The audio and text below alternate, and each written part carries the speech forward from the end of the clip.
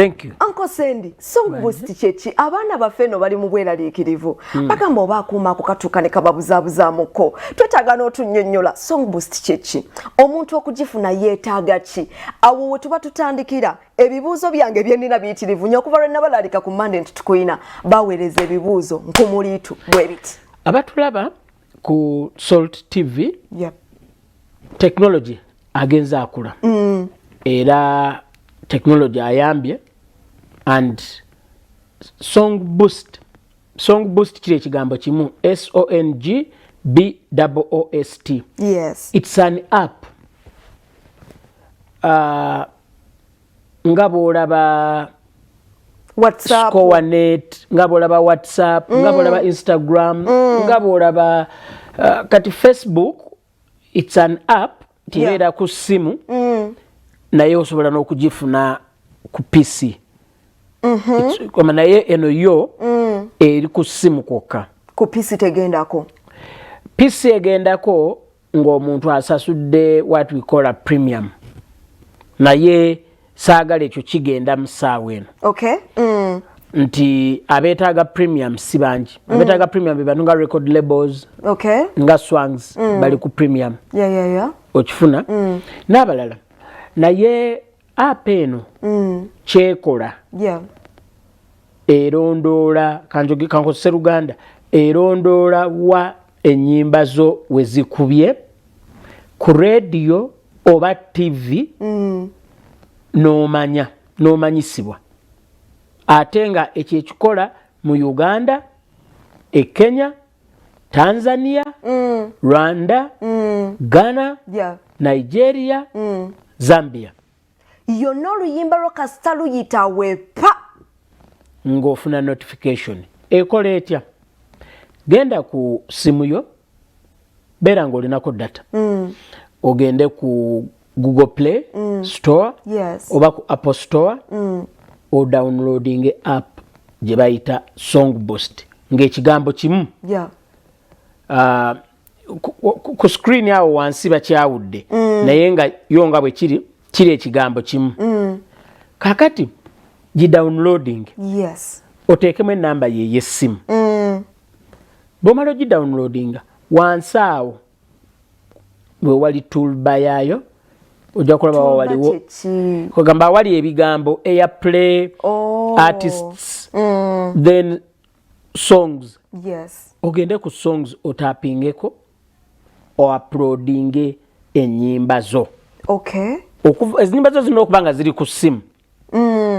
Si ku WhatsApp naye mu documents oggyeyo ennyimba zo oziteekeko. Bw'omala oluyimba bw'omala oluteekayo lujja kulaga nti pay subscription. Otapinge ku kagambo ako nti pay subscription. Osasule emitwalo gye 3.5. 3.5 nga lino za bbanga ki? Za buli mwezi.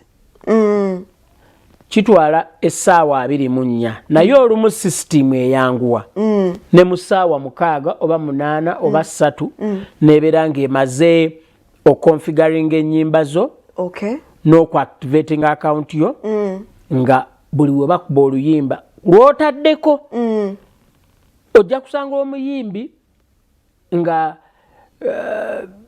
ye DJ Giovanni alina nkusaba ateekeko nkusaba naye ng'ate alinayo ne Yesu Gemaanyi nga talutaddeeko balukube agambe app tekola mwaŋŋamba ennyimba zange ejja zikuba ejja kuzindaga oluyimba olina olulussaako.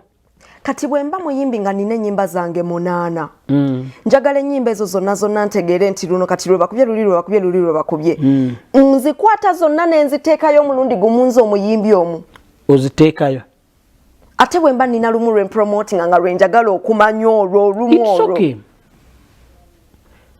Abatulaba osobola ne bw'oteekayo ennyimba 3. Wano abayimbi abalina ennyimba ennyingi bemmanyi abalikozesa Song Boost Nisa Kisemakula, Bebe Cool, Jose Chameleone. Kubali ku app be bakyasinzizza ennyimba ennyingi. Naye ne bw'oteekayo mmeka osasula emitwalo 3.5 zokka. App eno erina ekintu ekirala ekirungi ye app yokka erina helpline.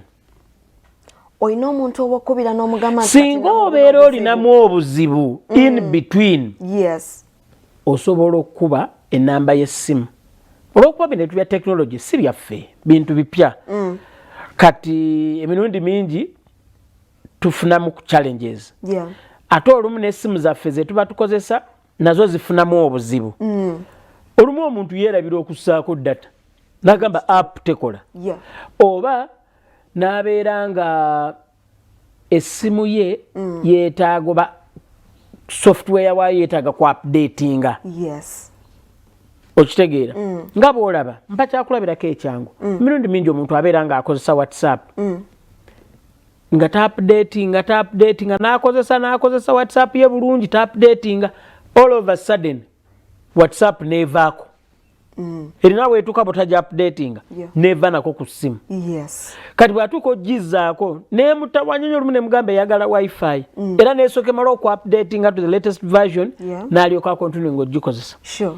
Kati naye ebyo okubitegeera olina kufuna dola gw'ogamba wamma WhatsApp yange nga tekola bulungi, n'agamba WhatsApp yange ebuze evuddeko. N'agamba ndowooza problem eri bw'eti katukebere. Kati bw'otaba namumanyi you suffer. Kakati app eno ya Songboost yo ekyenjawulo kyerina nti osobola okukuba ennamba nyangu nnyo 0702 455